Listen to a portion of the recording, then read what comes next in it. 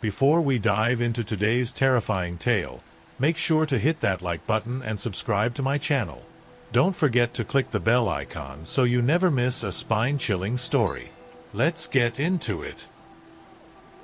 The reserved table. Amy and I had been looking forward to this night for weeks. Eclipse was the new restaurant in town, and everyone was talking about it. Exclusive, elegant, and nearly impossible to get a reservation. I'd heard stories of people booking months in advance just to get a table, so when we decided, last minute, to try our luck, I wasn't expecting much. But when we walked up to the entrance, the maitre d' greeted us as if we had been expected. "Reservation for two?" he asked, with a strange smile on his face. Yeah, I guess," I replied, confused. I didn't remember making one, but before I could think too much about it, he gestured us inside. The restaurant was beautiful, in a cold, modern way. Dark wood, low lighting, candles flickering on each table. But there was something else that struck me immediately. It was completely empty. Aside from us, there were no other diners. For such a high-demand place, the silence felt wrong. The only sound was the soft clinking of silverware and the faint hum of music that barely reached our table. Amy leaned in and whispered, "Isn't it weird that we're the only ones here?" I shrugged it off, trying to push the growing discomfort out of my mind. "Maybe we just got here early," I said, though I didn't believe it. It was already 8 p.m. Prime dinner time. We were led to a table near the window. The maitre d' placed the menus in front of us and disappeared without another word. The menus themselves were odd. Handwritten, not printed, and some of the dishes didn't make sense. Items I'd never heard of, in languages I didn't recognize. I looked over at Amy, but she didn't seem to notice anything strange. Maybe I was just overthinking it. But as I sat there, staring at the flickering candlelight, I couldn't shake the feeling that something wasn't right. There was this odd sensation in the back of my mind, like we were being watched. I scanned the room, half expecting to see someone at another table, but no, we were completely alone. The dim lighting made the shadows seem longer, darker, as if they were stretching toward us. The waiter came back, placing 2 glasses of water in front of us, his footsteps unervingly silent. He stood there for a moment longer than necessary, his face expressionless, eyes staring straight ahead, as if waiting for something.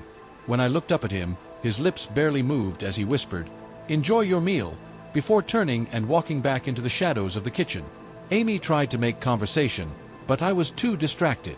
The eerie silence of the restaurant, the strange behavior of the staff, the fact that we somehow had a reservation despite never making one. It all felt wrong.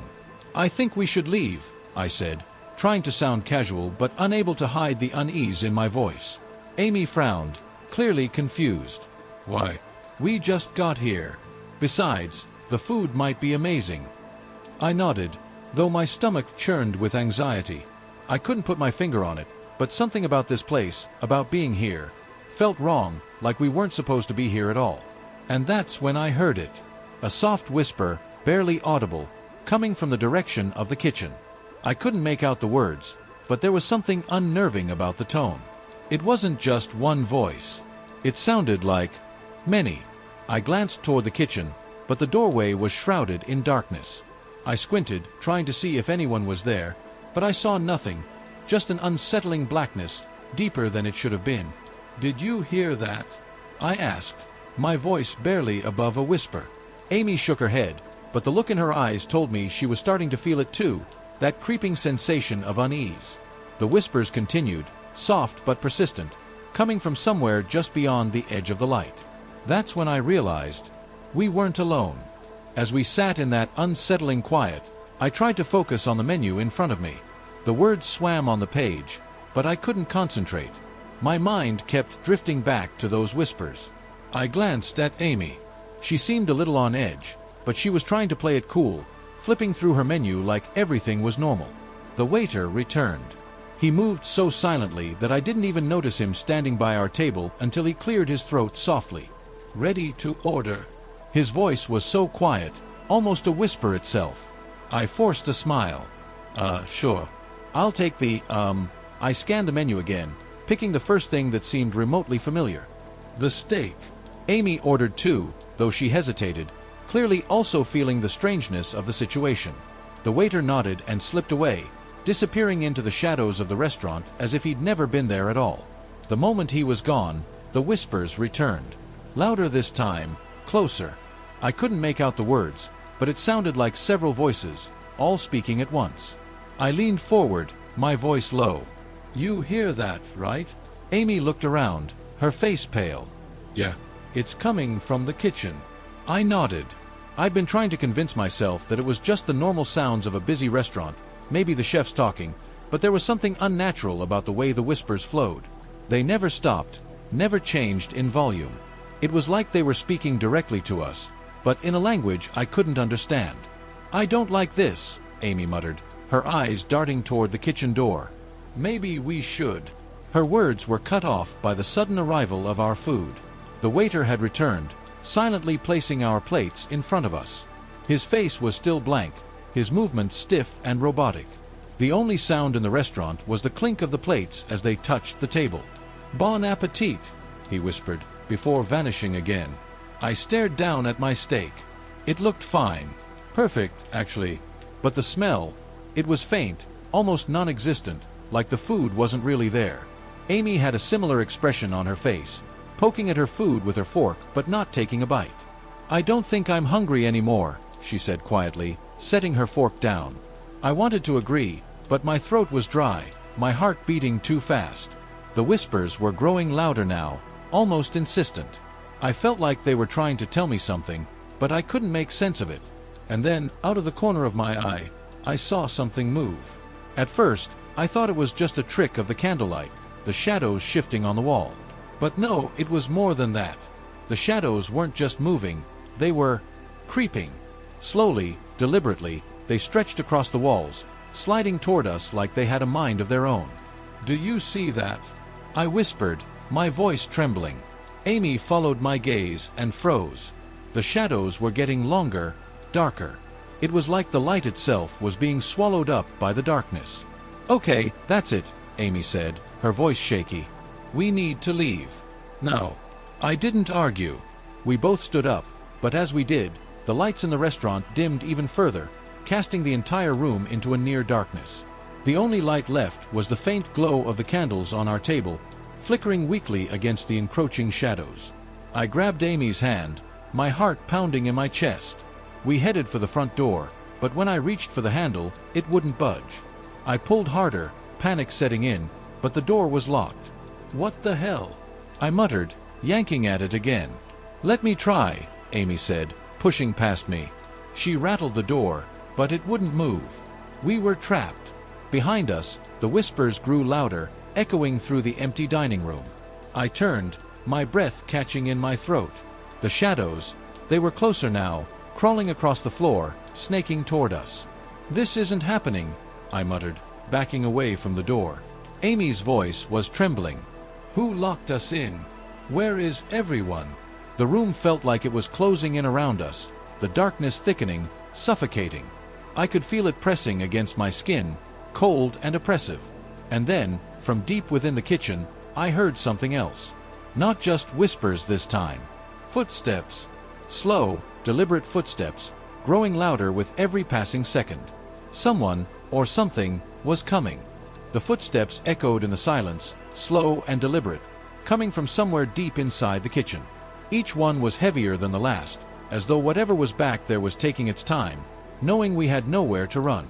Amy was pulling at the door frantically now, but I already knew it was useless. My eyes were locked on the kitchen door, my heart hammering in my chest. The shadows that had been creeping toward us seemed to ripple, almost alive, as if they could sense what was coming too. "Amy, we need to hide," I whispered, my voice shaky, barely holding it together. She turned to me, her eyes wide with fear. "Hide? Where?" "We're locked in." I looked around the dimly lit restaurant, desperately searching for an escape. The dining room was wide open, and every table seemed to cast even longer shadows as the candlelight flickered weakly. The only option was to run toward the back, where the darkness pooled around the entrance to the kitchen. It was a bad idea, every instinct told me so, but those footsteps, they were getting closer, and we couldn't just stand here. "Come on," I urged, grabbing Amy's hand and pulling her toward the back of the restaurant. We moved quickly but quietly, weaving between tables. The shadows on the walls seemed to stretch and twist as we passed, distorting like they were watching us, shifting with us. I could still hear the faint whispers, but now they seemed almost urgent, like a warning. As we neared the kitchen door, I could hear the footsteps stop. Silence fell over the restaurant, thick and oppressive, and I felt a cold sweat break out across my skin. Amy froze, squeezing my hand so tightly it hurt. "Did it stop?" she whispered, her voice barely audible. I didn't answer.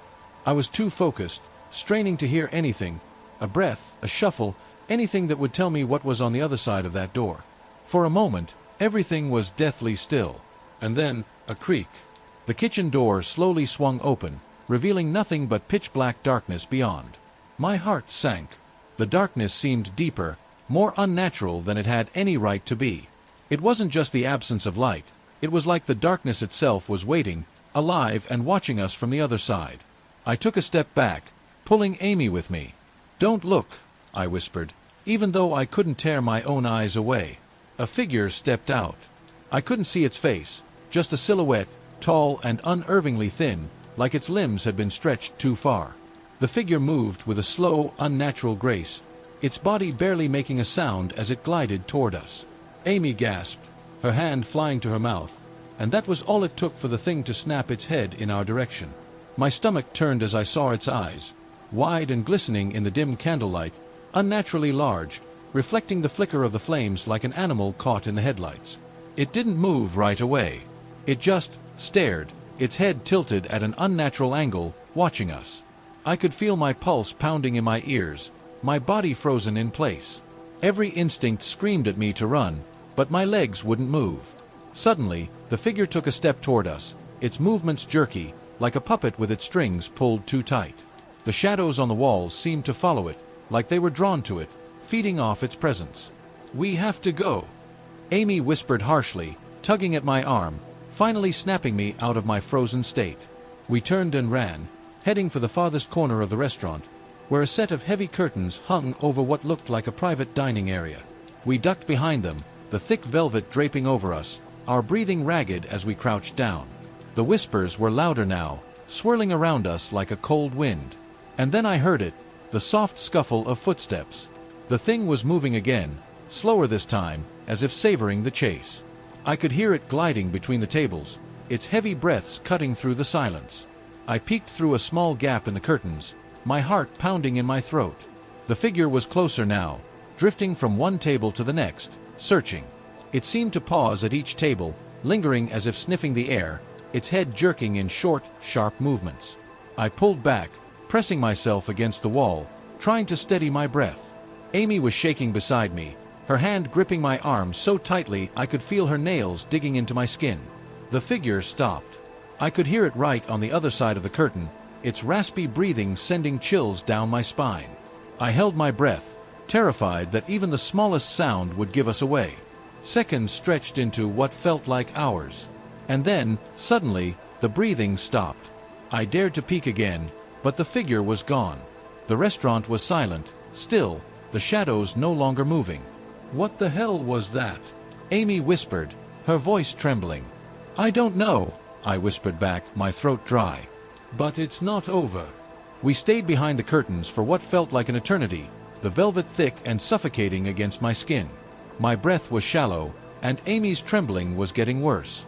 The whispers had faded, but the sense of something lurking nearby was overwhelming.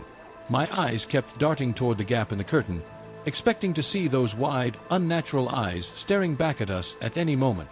"We can't stay here," I whispered, gripping Amy's hand. "We have to find another way out." She nodded, her face pale and streaked with sweat, but she didn't argue. I slowly peeled back the curtain just enough to peek out into the dining room. The shadows had stopped moving. Everything was still, unnaturally so. The candlelight on the tables barely flickered, and the figure was nowhere in sight. "Now," I whispered, tugging Amy to her feet. "Stay low." We slipped out from behind the curtains and crouched by the nearest table, our eyes scanning the room. The front door was still locked, but I remembered seeing another door toward the back of the restaurant, near the kitchen. It had to lead somewhere, maybe outside, maybe to a service hallway. Either way, it was our best chance. I pointed toward the back. There. Let's move. We crept between tables, the eerie silence making every step feel louder than it should. My heart was racing, and I couldn't shake the feeling that we were being watched. The restaurant seemed larger now, more oppressive, like the walls were closing in on us the further we went. As we neared the back, I heard it again. The soft, deliberate scrape of footsteps. My blood ran cold. I looked over my shoulder, but there was nothing. Just the empty tables and those long, distorted shadows clinging to the walls. But the footsteps were getting louder. Closer. Hurry, I urged, pulling Amy along. We reached the door. It was plain, unmarked, and slightly ajar. Relief surged through me as I pushed it open, revealing a narrow hallway lit by a single flickering light.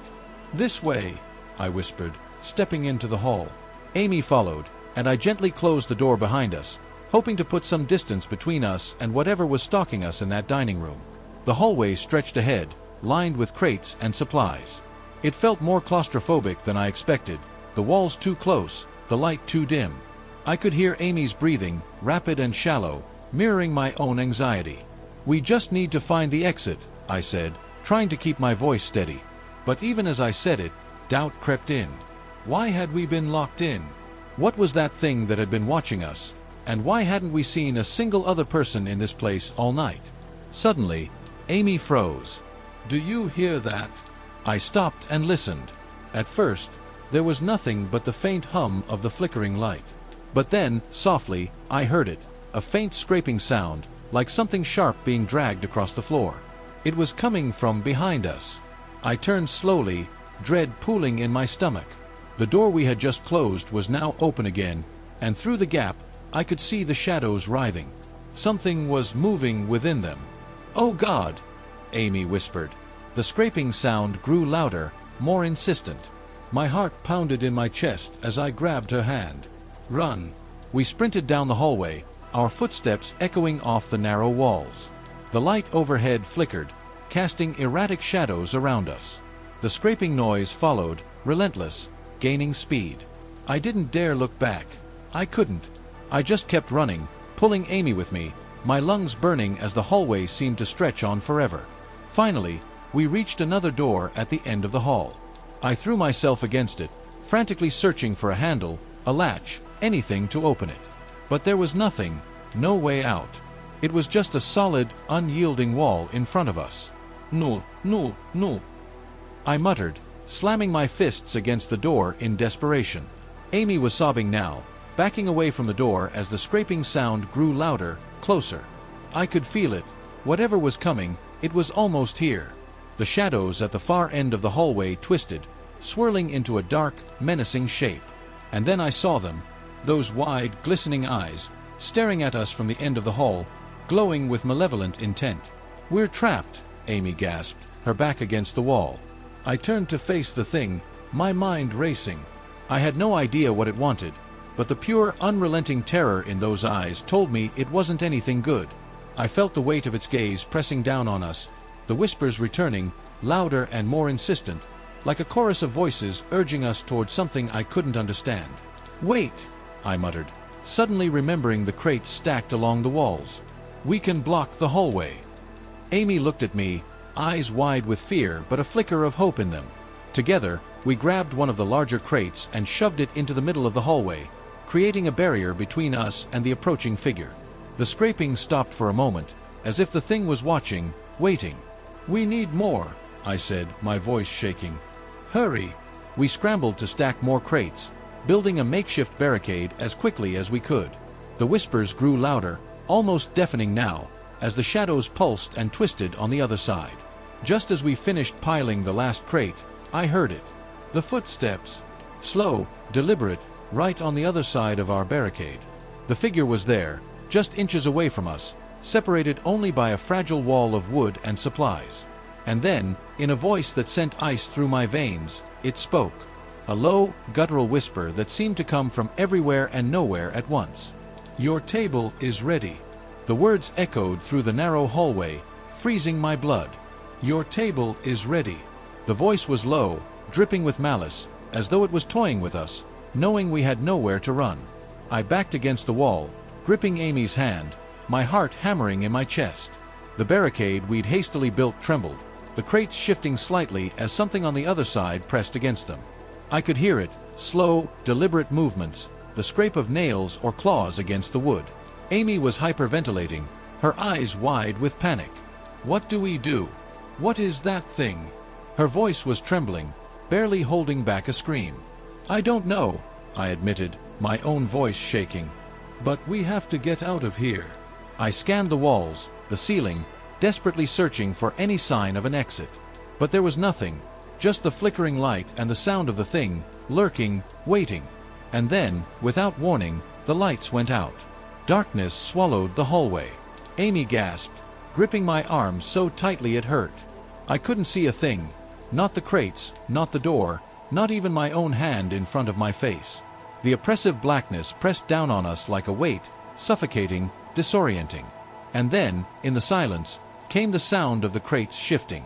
Slowly, deliberately, one by one, they began to slide across the floor. "No," I whispered, barely able to breathe. "No, no, no." I felt Amy's hand slip from mine. "Amy," I whispered, panic rising. "Amy, stay with me." But there was no response, just the soft shuffling of the crates moving, the dark closing in, and the whispers returning, louder now, closer. "Amy!" I called out louder, my voice cracking with fear. I reached out blindly in the darkness, my hands flailing, but I couldn't find her. I couldn't find anything. And then, out of nowhere, a cold hand touched my shoulder. I froze. My breath caught in my throat. The hand was ice cold, clammy, and unmistakably human. I turned slowly, my heart pounding in my ears, expecting to see the thing, the creature, the shadow, but instead I found Amy. Her face was inches from mine, barely visible in the dim light that was beginning to flicker back to life. But something was wrong. Her eyes, they weren't right. They were wide, too wide, and her pupils had dilated so much that they swallowed up the color.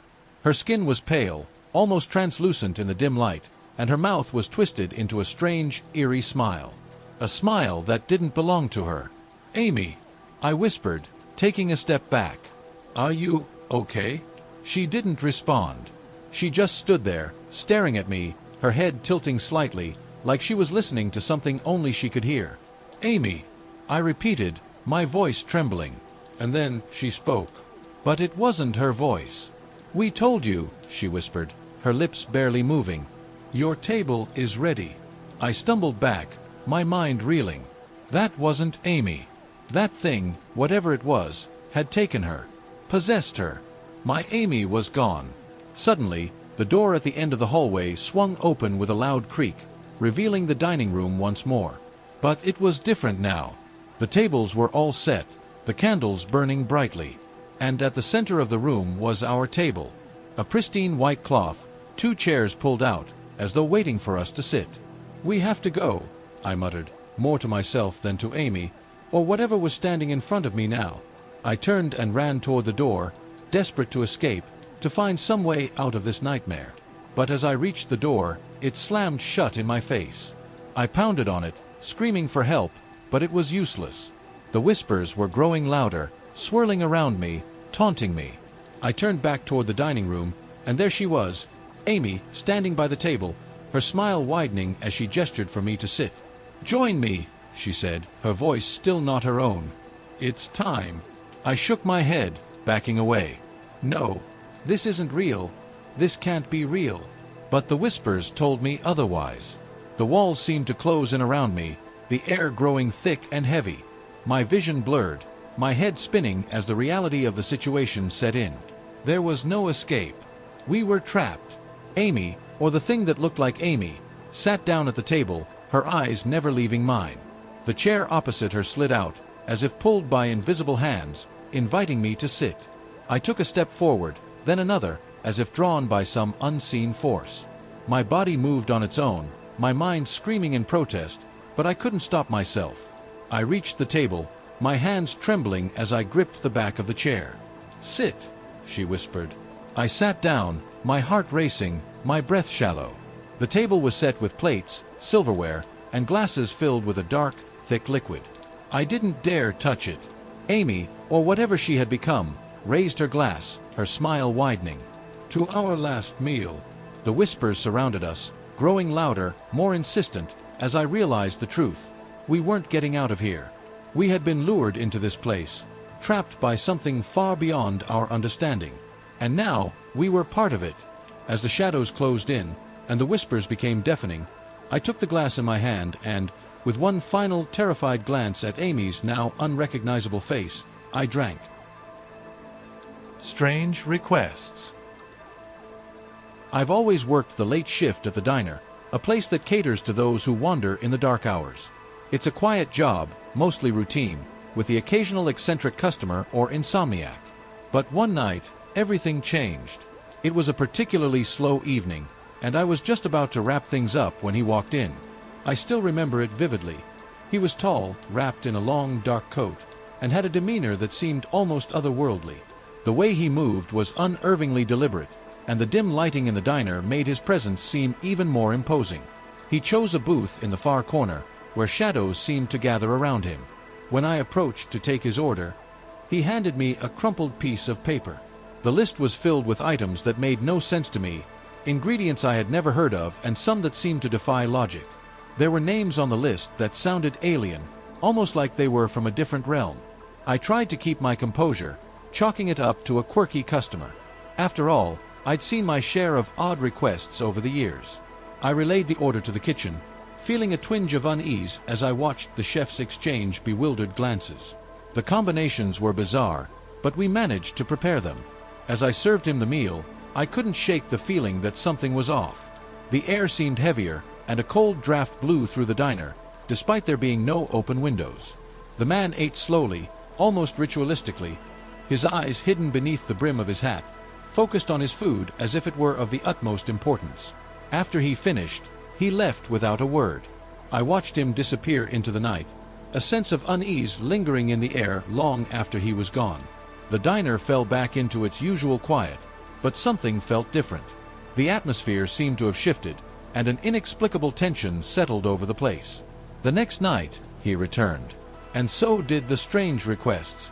As the days went by, the man became a fixture in our late-night shifts. Every night, without fail, he'd walk in just before closing time. Each time, he'd hand me a new list of ingredients and instructions. The lists were always just as strange and cryptic as the first one. I remember one particular night vividly. The list included things like nightshade berries and wormwood essence, things that weren't even real, or at least not things we kept in the kitchen. And the names he'd include, like Gorgothian salt and elder's root, were nothing short of bizarre. I tried my best to procure what I could and improvise with the rest. Each time I fulfilled his requests, something unsettling happened. The kitchen staff started noticing it too. Utensils would move on their own, and sometimes we'd find things missing that we were sure we had just put away. The air would turn colder, and a feeling of dread seemed to seep into the diner. The staff were getting nervous, and whispers of quitting were becoming more common. One night, as I prepared his latest order, I caught a glimpse of something strange in the kitchen. The lights flickered and dimmed as I worked, casting long, eerie shadows on the walls.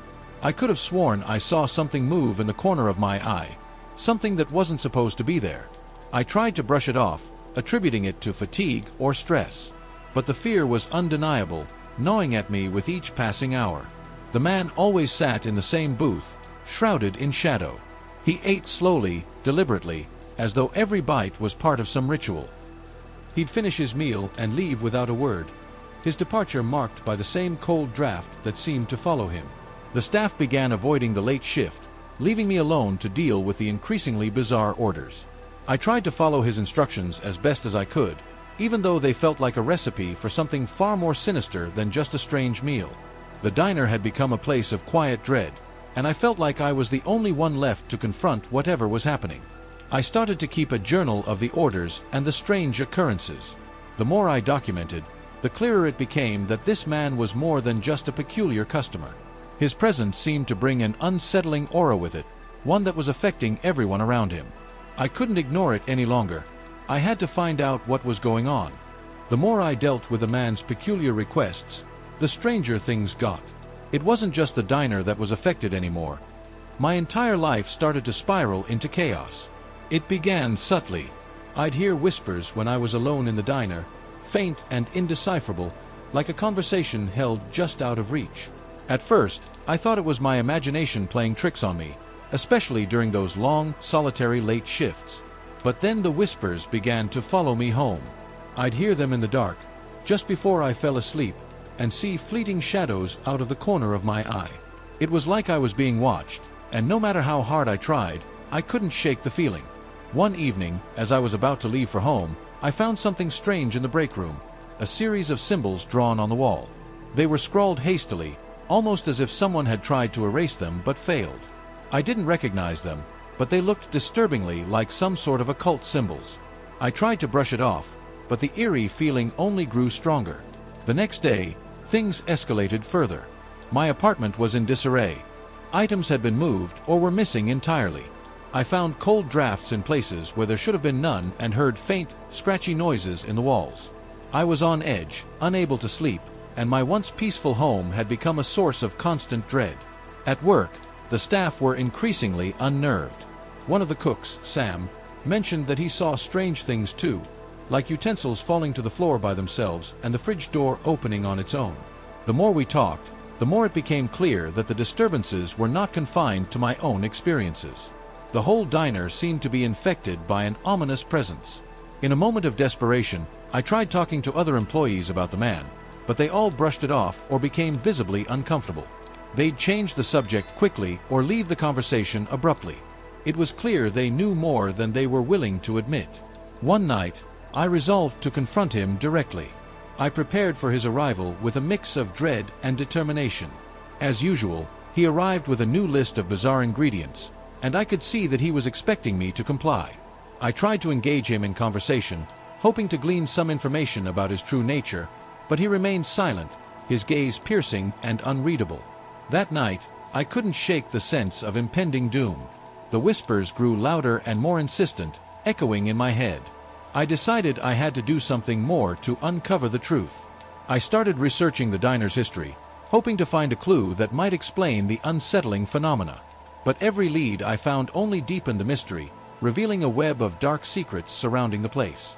I couldn't take it any longer. The constant dread, the inexplicable disturbances, it was all becoming too much. I needed answers, and I needed them fast. I threw myself into researching the diner's history, hoping to find something, anything, that might explain the bizarre happenings. After hours of scouring old newspapers and records at the local library, I found a thread that seemed to tie everything together. Years ago, the diner was involved in a series of strange events. It had changed owners multiple times, each new proprietor leaving behind a trail of rumors and mystery. There were mentions of a previous owner who was deeply involved in occult practices, a man who disappeared under mysterious circumstances. That same night, the man appeared again. His presence was more unsettling than ever, and his orders seemed even more obscure and cryptic. He handed me another list, and as I read through it, a sense of foreboding washed over me. The ingredients were becoming increasingly bizarre, and I couldn't help but feel they were leading to something far more sinister. As the night wore on, the atmosphere in the diner grew heavier. The lights flickered ominously, and I could hear the whispers again, more distinct this time, almost as if they were speaking directly to me. I tried to focus on preparing his meal, but the feeling of being watched was overwhelming. Just as I was about to serve him, I noticed something strange in the booth. The shadows seemed to move in unnatural ways, and I could see shapes forming in the dark. I hesitated, my heart pounding, but I had to confront him. I took a deep breath and approached the booth. "Why are you doing this?" I asked, my voice trembling.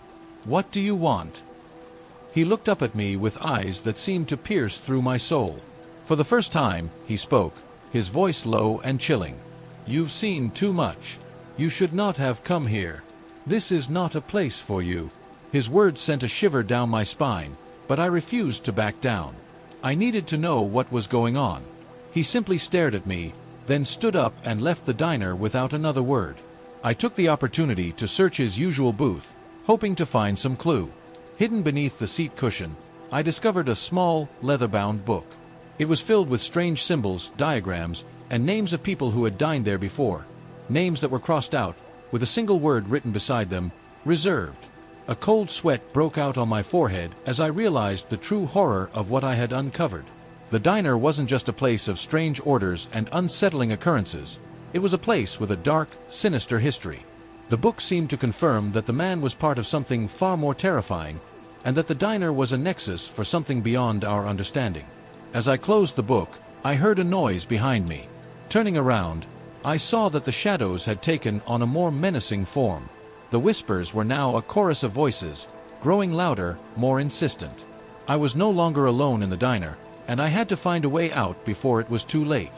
My heart raced as I clutched the leather-bound book. The shadows in the diner seemed to thicken, closing in around me as the whispers grew louder and more chaotic. I knew I had to get out, but the dread that filled the air made every step feel like a struggle against an invisible force. I turned and ran towards the back exit, only to find it locked. Panic surged through me as I tried to force it open, but it wouldn't budge. The diner's main entrance was also blocked. Chains and locks I had never noticed before now sealed it shut. I was trapped. The whispers had coalesced into a cacophony of voices, speaking in a language I couldn't understand. Their tone was menacing, and I could feel their presence pressing in on me. The temperature in the diner dropped sharply, my breath visible in the cold air. I could barely think straight, but I knew I had to keep moving. In my frantic search for an escape, I remembered the basement I had seen earlier. With no other options, I bolted towards the door leading down into the darkness. I descended the stairs, the creaking steps echoing ominously. The basement was even colder, the air thick with a palpable sense of evil. My flashlight flickered, barely cutting through the oppressive blackness. As I reached the bottom, I was greeted by a sight that made my blood run cold. The basement was filled with strange artifacts and symbols, walls adorned with photographs and names. Some of them familiar, others completely unknown. There were rows of empty chairs, as though they had been waiting for their occupants for a long time. And in the center of the room was a large, ornate table set for a feast, but the plates and cutlery were covered in a dark, sticky substance that looked disturbingly like dried blood. My flashlight illuminated a large mirror on one wall. I hesitated but forced myself to look into it. The reflection was not of the basement but of the diner above, except it was a twisted, nightmarish version. The booths were filled with shadowy figures, their faces obscured, and the once familiar surroundings were now a distorted, nightmarish landscape. Then I saw it. The man from the diner, standing behind me in the reflection. His face was not human anymore. It was a grotesque, shifting mask of darkness and malice. He spoke through the mirror, his voice a horrifying blend of the whispers I had heard earlier. "You were never meant to escape," he said. "This place feeds on the fear and despair of those who enter. You're a part of it now." I turned around, and the man was no longer there. In his place, the shadows had taken form, writhing and twisting as if alive. They seemed to reach out for me, their grasp icy and relentless. I could feel them pulling me towards the center of the room, towards the table set for a feast that I could never be a part of. Desperation set in. I grabbed the book and tried to use its pages to fend off the shadows. The symbols and names seemed to react to the darkness, emitting a faint glow. I shouted, pleading for help, but the whispers drowned out my cries. In a final act of defiance, I threw the book into the mirror. The glass shattered, and the reflections of the diner and the shadows exploded into a chaotic mess of light and darkness. The basement began to collapse in on itself, the walls cracking and the floor trembling. I ran, pushing through the swirling chaos, and finally found my way back up the stairs. I burst through the basement door and into the diner, which was now eerily silent. The locks on the main entrance had disappeared, and I stumbled out into the night air, gasping for breath. I looked back at the diner, which now appeared as just an ordinary, unremarkable building, no hint of the horror I had just experienced. I never returned to that place. The nightmares and whispers followed me for weeks, but gradually they faded. I moved far away from that city, hoping to leave the terror behind. I still think about that night and the man who was never meant to exist. Sometimes, when the wind howls through the night, I wonder if the shadows are still waiting for me. The Night Waiter. Every night after work, I find myself drawn to the same place, the 24-hour diner a few blocks from my apartment. There's something comforting about its worn leather booths, the soft hum of the neon sign outside, and the clink of silverware against porcelain. It's become my ritual, a quiet moment after the exhaustion of the day. No matter how late I finish, I always end up there. I'd usually sit at the same table near the window, where I could see the faint lights of the city streets, barely alive at that hour. The place was never too crowded at night. A few regulars scattered here and there, but most nights, it felt like I had the place to myself. The first time I met him, the night waiter, I didn't think much of it. He was polite, almost overly so. His uniform was always perfectly pressed, and his movements were precise, almost mechanical. He had this calm way of speaking, measured, like he'd rehearsed the same lines hundreds of times before. "What can I get you tonight?" he'd ask, always with the same exact tone. I thought it was just good customer service. He always remembered my order, a black coffee and the same late-night sandwich, no matter what time I came in. At first, it was convenient, comforting even, like being recognized by a familiar face in the middle of the night. But after a while, something about him started to feel off. He was always there, every night. No matter how late I arrived or how early I finished work, he was there, waiting at my table as if he'd been expecting me. I started noticing little things, how he never seemed to tire, how his expression never changed, always frozen in that unsettlingly polite smile. One night, after what felt like weeks of the same routine, I realized I had never seen him interact with anyone else. He never chatted with the other customers, never joked with the kitchen staff, not even a word to the other waiters. It was as if he only existed in my world, catering to me and me alone. I tried to shake off the feeling, told myself I was being paranoid, just overworked. But as the nights went on, the discomfort grew. His eyes. There was something in the way he watched me. Not in the usual way waiters check on their tables, but something deeper, like he was studying me, waiting for something. Still, I kept going back. Part of me wondered if it was just the comfort of the routine, or maybe I was trying to prove to myself that I was imagining things, that nothing was wrong. But each time I walked through those doors, the knot in my stomach tightened, and I couldn't shake the sense that something about that waiter, something about this whole place, was wrong. It was just another typical night at the diner. The neon lights outside flickered intermittently, casting a soft glow through the window. I was seated at my usual booth, the same table near the window, nursing my black coffee and munching on my sandwich. The night waiter was as punctual as ever, his presence almost soothing despite the odd tinge of unease I felt around him. The night was dragging, and as I finished my meal, I noticed a new face behind the counter, a young cook with a tired smile and a friendly demeanor. We exchanged a few pleasantries as I waited for my check. He was chatty, a refreshing change from the usual silence that surrounded me. "Long night?" I asked, trying to make small talk. "Yeah, it's been a bit slow tonight," he replied, wiping down the counter. "But it's not too bad." We chatted about the usual things, work, life, and the occasional odd customer. I casually mentioned the night waiter, praising his exceptional service and how he always remembered my order. The cook's expression changed almost imperceptibly. His smile faltered, and his eyes flickered with a brief, almost imperceptible hint of fear. "Oh, him," he said, his voice dropping to a whisper. "I've heard some strange things about him." I raised an eyebrow. "Strange things? Like what?" The cook glanced around nervously, as if ensuring no one else could overhear us. "Well, it's probably just rumors," he said quickly. "But I've heard from some of the other staff that there's no one by that description working the night shift. No one who looks like that, anyway." I laughed nervously, thinking it was a joke. "Come on, you're telling me the guy who's been serving me for weeks doesn't even work here?" The cook shook his head, still glancing around nervously. "I don't know. It's just what I heard. Maybe it's just a mix-up or something." The conversation shifted as I paid my bill and left, but the unease lingered. I couldn't shake the feeling that something was seriously off. I replayed the cook's words in my head. Was it possible I had been imagining the waiter? Or was there something more sinister going on? The next night, I decided to watch the night waiter more closely. As I sipped my coffee and waited for my meal, I took in every detail. He moved efficiently, his actions almost robotic. He didn't engage in small talk with any of the customers, and he never seemed to interact with anyone other than me.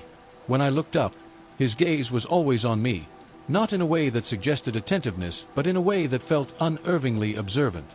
I tried to dismiss my growing anxiety as fatigue.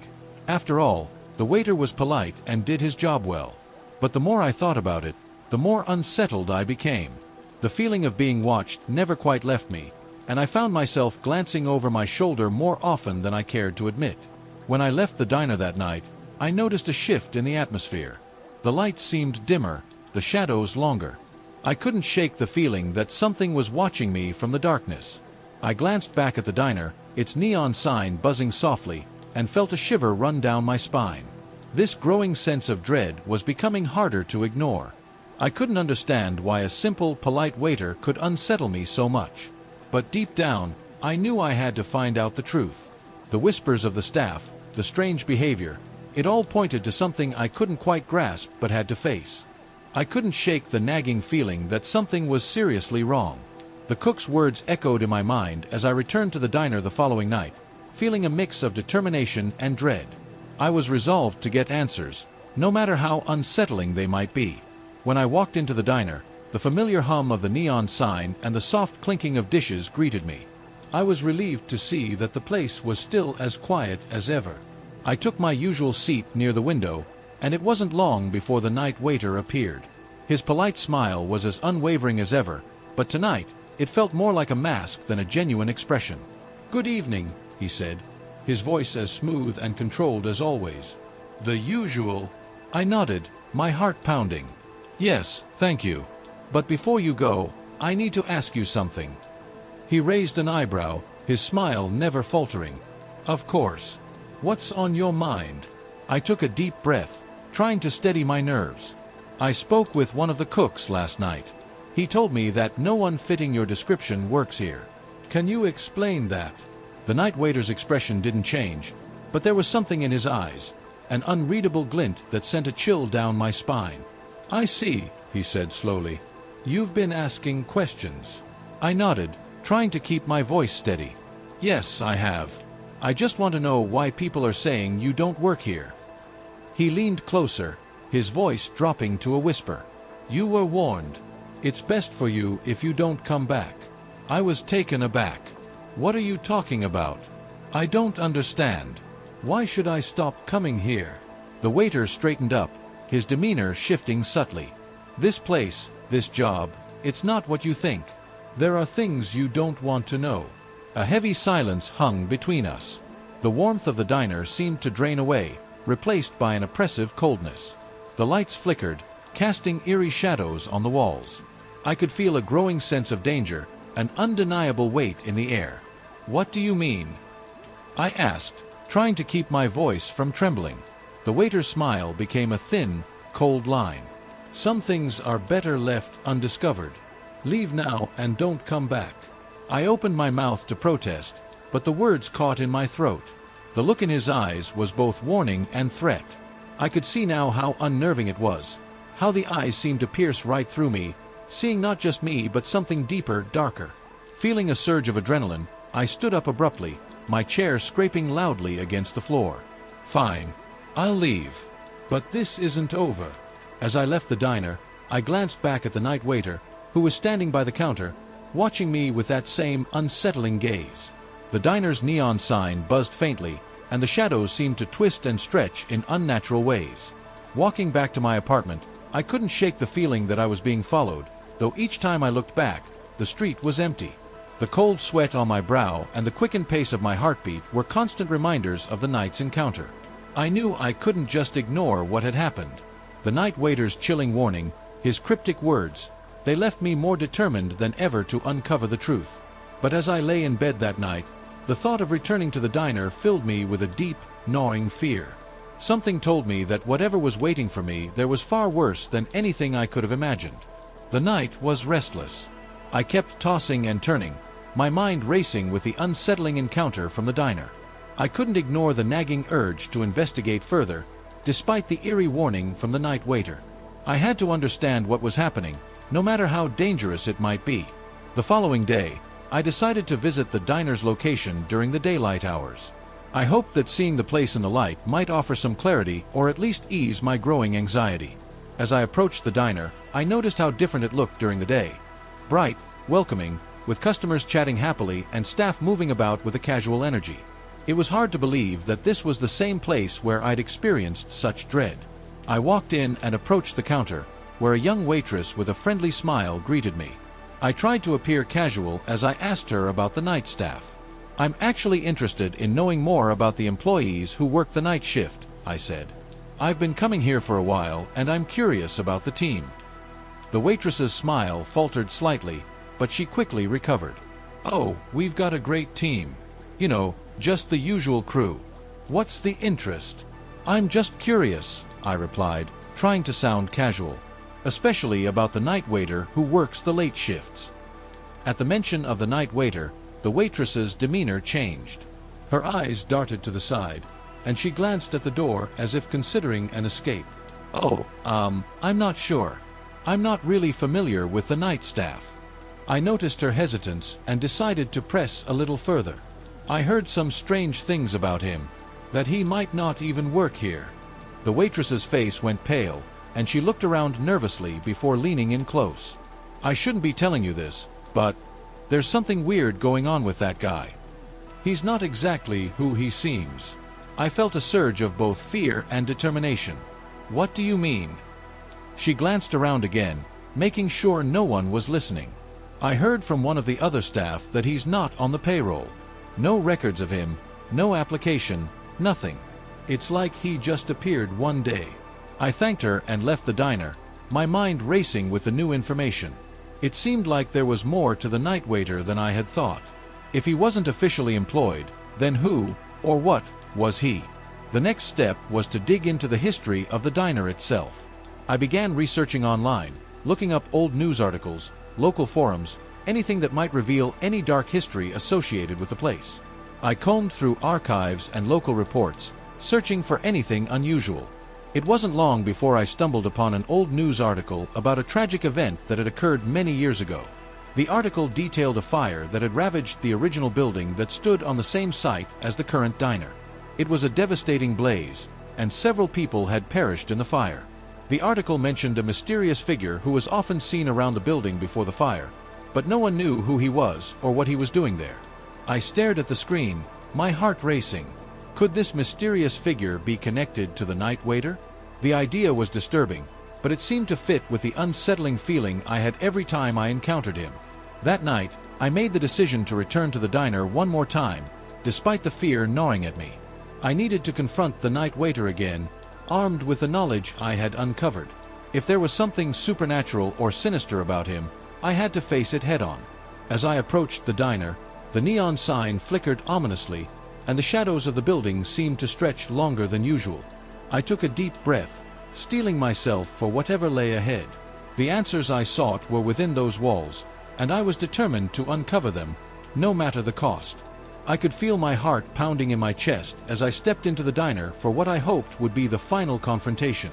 The once familiar comfort of the place now felt like a twisted maze of shadows and secrets. The neon sign outside buzzed erratically, casting flickering patterns on the pavement, as if warning me of the horror that awaited inside.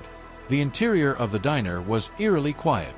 The usual background noise of clinking dishes and murmured conversations was replaced by an oppressive silence. The lights seemed dimmer than before, and the air felt heavier, as if it were thick with secrets. I made my way to my usual booth, feeling the weight of anticipation and dread. I didn't have to wait long before the night waiter appeared, his presence as unnervingly calm as ever. His eyes met mine with that same unsettling gaze, but tonight there was a hint of something different, an expectation perhaps. "Good evening," he said, his voice smooth but carrying an edge of menace. "The usual?" No, y replied firmly. "Tonight, I need answers." He raised an eyebrow, his expression inscrutable. "Answers? I'm afraid I don't understand what you're referring to." I took a deep breath, trying to steady my nerves. "I've been doing some digging. I know about the fire that happened here years ago and the mysterious figure who was seen around the building before it burned down. I've learned that you don't actually work here, and that you're not listed in any records." The night waiter's eyes narrowed slightly. "So, you've been asking questions?" "Yes," I said, my voice trembling slightly. "And I want to know the truth. Who are you?" What's happening here? He didn't answer immediately. Instead, he glanced around the diner, as if ensuring no one else was listening. The silence stretched, growing more oppressive with each passing second. Finally, he spoke, his voice low and almost sad. "This place was never just a diner," he said. "It's a place where the boundaries between the living and the dead blur. The fire that consumed the old building was not just a tragedy, it was a gateway." I felt a chill run down my spine. "A gateway? What are you talking about?" He leaned closer, his face shadowed by the dim light. "I am not a regular person. I was part of the old building, part of the souls lost in the fire. I was bound to this place, a remnant of what was left behind. When the new diner was built, I was drawn here, unable to leave." A cold sweat broke out on my forehead. "So, you're a ghost?" The night waiter's eyes met mine with a strange mixture of resignation and something else, perhaps longing. "Yes, and I am not alone. There are others, trapped in this place, trying to make contact with the living. I try to keep them at bay, to protect those who come here. But sometimes, the boundaries weaken, and it becomes difficult." I stared at him, trying to process what I was hearing. "Why didn't you just tell me the truth?" He looked away, his gaze distant. "I was warned not to reveal too much. It's part of the curse that binds me here. My presence is meant to be unsettling, to keep people away. If too many learn the truth, it could break the fragile barrier that separates us." As I took in his words, a creeping realization dawned on me. The diner, the night waiter, everything was part of a larger, more sinister reality. The nightmares I'd experienced, the strange occurrences, they were all connected to this place and its dark history. "I need to leave," I said, standing up abruptly. "This place, it's too dangerous." The night waiter nodded, a hint of sadness in his eyes. "I understand. And remember, you were warned. It's best if you never return." As I walked towards the exit, I could feel the weight of the night waiter's words pressing down on me. The doors creaked open, and I stepped into the cool night air, the neon sign behind me flickering one last time before I disappeared into the darkness. I didn't look back. I knew that returning to the diner was not an option. What I had uncovered was enough to haunt me for a lifetime. The night waiter's warning, the eerie atmosphere of the place, it all spoke of a truth that was better left undiscovered. And as I walked away, I couldn't shake the feeling that the shadows of the diner were watching me, waiting for the next curious soul to wander in and uncover the dark secrets that lay hidden within its walls.